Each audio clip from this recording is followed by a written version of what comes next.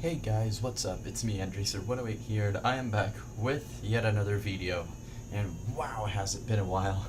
Um, well, as per usual, I was busy with some stuff. I think I actually tweeted about it, that I had like loads of assignments and I needed to really focus on them, and sadly I didn't really do much on the game. So, yeah. Uh, but now they're done, and I decided that I would try to work a little bit on the game before I actually, upload a video about it. So yeah, I did work a little bit on it, but I encountered some problems on the way. I actually am experiencing one right now where I'm using this tool called Cinemachine, and for some reason when I apply damping on the camera, it starts to make the rigid body jitter and stuff like that. So yeah. Oh, and sorry if you're like not into like Unity and game development and stuff, and all the stuff that I just said right now just goes over your head. It's no problem. Next time I should be a little bit more considerate when I explain this stuff. So, yeah. But basically, I have some technical problems right now, and that's why I didn't really upload stuff. So yeah. Apart from that, I actually wanted to like talk about some more stuff about my game, and I kind of wanted to do it in this like audio format rather than like how I did it in the first video, where I just like only put some text there just to pretend that I actually did something. So now I'm actually gonna like talk through this. So yeah, the first thing that I wanted to talk about is the actual improvements that I have made thus far since last time, and maybe the stuff that I haven't mentioned yet. So one of the first improvements that I'm very proud of is that I made like a new loading screen, and I think it's one of the first ever loading screens that I actually successfully made look smooth, because now it has like a fade, it has like a bit of an animation to show you while it's loading and stuff. It's really cool, I like it. And next up is that now I have like, you know how Unity works when you apply physics, that you apply this thing called a rigid body, and this like allows physics to work on the object. So it has gravity, you can apply forces on it and stuff like that. And it's a very simple system, but it gets if you're not like creating a very complex game, it would get you through. But in my case, it is going to be a complex game, which is going to depend a lot on physics, and maybe it could be that the basic rigid body thing may not work properly. So what I had to do is that I had to actually create my own drag system and basically create this like aerodynamics, really basic aerodynamic script. And I'm actually really proud of it, because what it does is that now I can sort of like apply drag, different like drag values on the object on each axis, and even on whether like the axis is like positive or negative. So there's like a drag value for the positive x-axis, but there could also be a different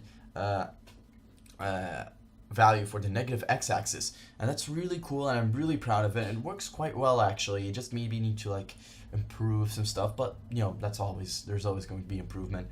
And another thing that I want to talk about is that in my game, to make the vehicle hover very precisely, I use this thing called a PID, and this is basically like a form of a regulator where you like feed it a value, it calculates like an error, the previous error, and then it regulates the value, so then it would correct itself, and it's really cool, and I managed to make it work properly. Now all I have to do is like, because how it works is that you like define constants manually, and you need to find these constants on your own and then use them in the actual system as like, I guess, seeds. I'm not sure what the proper term is, and I'll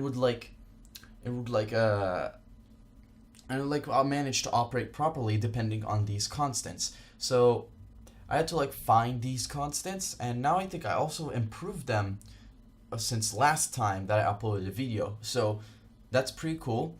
And I think that's all about the actual improvements I did. As you can see, it's not that much, but I did at least do something, and I think it's like worthwhile enough to actually, do a video about it. But this is where it doesn't end, because I have like more stuff to talk about now, and that I didn't actually talk about in the other video.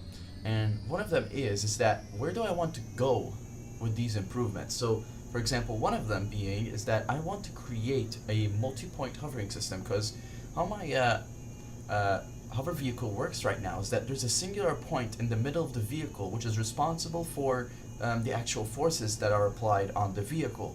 And that's not very realistic, because if hover vehicle were to be created like that, it's going to be really bad, because if there's like a bump in front of the vehicle and you're traveling like really fast, the vehicle's probably going to like crash into that bump before actually recognizing that there is a bump.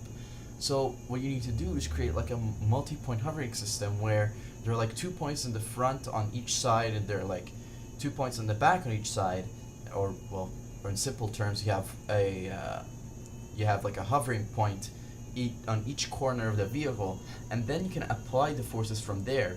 Another thing that could also be useful by doing that is for the torque to actually be applied on its own and not having to calculate how much torque is needed by yourself. But there's also a problem with that, but I'm not going to get into it because I don't want this video to be like super technical. I just want to like do an update for you guys.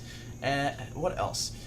Unity has this like a new approach called the data-oriented approach, where the actual like game works by having like I guess centers around data that you feed objects, and it's really cool because it allows a new way to implement the game and possibly make it even more efficient. So I would probably delve into this area when I have like a really basic version of the game ready. But as I'm saying right now, I still have to work through some stuff before I actually can say that I have like a basic version of the game ready. And some of those stuff is actually improving the physics themselves, because, for example, the problem that I had before with the camera and the jitter is because probably that I have some stuff wrong with my physics, and I need to actually fix them. And that's why, you know, I have this problem in the first place. So I need to like delve into exactly what's wrong with my or my actual physics before you know, having it before I can deem like it's a basic version of the game. And another thing that I am missing from having like a basic version of a racing game is the AI. Now AI is something that I've never really exactly delved in before, and I did actually work with AI in my game, but it didn't really conceive a lot of good results, so I decided that I would leave it for now, because I'm the type of person that if I'm going to show off something, I want it to be like in the best possible quality, no questions asked. So this is already in fact like a little bit forced because of the problem that I mentioned before. So yeah. So what else? I think that's all for where I want to go with the improvements. And now what I actually want to talk about are some like the aspirations and ideas that I have for my game. And one of those things is actually I want to have like this sort of like a you know, like how Gran Turismo and like Forza, they have like that like upgrading screen where you can like buy parts for your car and modify certain things on the car. I kind of want to do something like that, but not just the actual upgrading. I had more in mind where like configure the vehicle itself. So let me try to think of a quick example. So like in Gran Turismo, you can like change the ballast weight. I forgot what it's called. Where you can like move, you can like make it the car heavier just to like limit the top speed or something like that. I kind of want to do the same with my hover car game, where you can like configure the vehicle so it can be like better in certain situations than others. And I think that's a really cool idea because it involves this like customization or preparation stage where you can like configure the vehicle however you want and how you think will suit your driving style and how it will suit the course, etc., etc., etc. So another thing which I want in my game is to have some lore in it. I really love the idea of having like lore and story in a game, because it will help you delve into the world.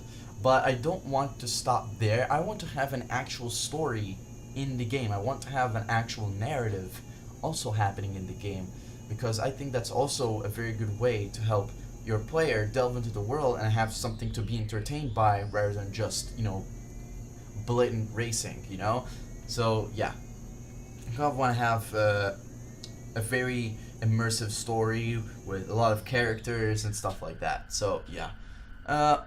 The final thing that I want to like mention is that I'm actually taking some online courses right now where I'm trying to learn like how to, for example, do 3D modeling because that vehicle that I have right now in my game, even though it looks like quite simple, it's not that of a simple shape, but still, it looks quite simple. That actually took me so long to make, and I quickly realized that I'm not that informed in this area. So I took like a course to learn how to do 3D models well, at least a basic course. So yeah, I also took like a 2D drawing course because in the past I had art and I actually liked it, but over time I sort of like abandoned it. But now I want to get into it again because I think it would be very useful for my game, especially when I want to feel inspired or already feel inspired, want to like draw my ideas or visualize them in a way.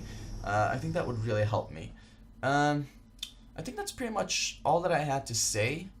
So, yeah, I mean, if you have any questions, please do comment down below, and you have some feedback.